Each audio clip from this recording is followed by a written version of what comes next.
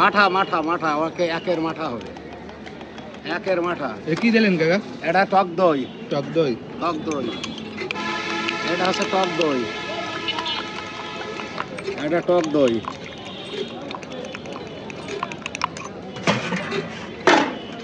এটা হচ্ছে ঘোল, নাম করা মাঠা এটা।